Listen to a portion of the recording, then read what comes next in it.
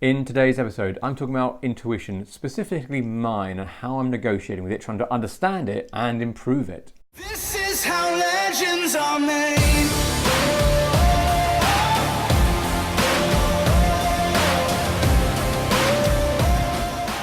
Hi guys, I hope you're doing fantastic wherever you are. Today is Thursday and it's just a full-on day for me. Got a meeting all the way through to this afternoon, then kids, and then out climbing tonight. So this is my one opportunity to do an episode. And the thing that was in my mind, and I'm still tussling with it, but I wanted to share it and maybe I'll explore it in other episodes, is about intuition or maybe gut feeling. The things that I'm working through sometimes is, I believe we all have a gut feeling, an intuition of some sort. I think sometimes we don't always listen to it, sometimes we don't know to hear it or what to look for it. I find that, and particularly this week, and even a little bit last week, I've noticed my intuition signaling a lot more, which is fine, and I'm aware of that, and I'm aware of the difference between the intuition of some kind of gut feeling over a conscious voice in some way, which is very internal to me, and I would attribute to my own mind, as it were. But this communications intuition, this signaling, is curious because I feel that, in my experience, and this may or not be true for you, that whilst we may have an intuition, a spidey sense of something or someone in our world or environment, it doesn't signal the intention behind that person or situation. You may get the feeling, but it doesn't tell us if it's a good thing or a bad thing. So I wrote an Instagram post which basically says my biggest challenge is working out whether my intuition is either the light at the end of the tunnel or the train. And I think that's how I still want to explore that. I still want to work out that I can trust or listen to the intuition, but then be able to refine it and kind of sculpt it to understand what the signal is referring to. I think there is lots of good things to listening and trusting the signal, in as much as we recognize it as that. But when we start to label it too much, add too much definition, make a meaning out of it which may not be based in reality, that's when we can make choices which maybe on reflection aren't the most informed.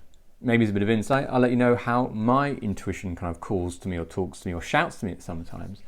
And it comes from around here, around from kind of the gut, around from the stomach. It's very clear, and it just feels that it doesn't come from my conscious mind. It doesn't come from my unconscious mind. It comes from somewhere else, that it's given me some sort of response to something. And that's one signal or one indication of it. The other one is often that it's less negotiable. If I have a thought or a fear or concern or an idea in my head that I can negotiate with, I can modulate, I can modify and negotiate a different solution. I can work with it. I've noticed as a signal when I have some intuition over something, it's less able to put it back in the box. It won't be negotiated with less, even though I would trying to calm it down and say, I hear you, I recognize that signal, but it's incorrect.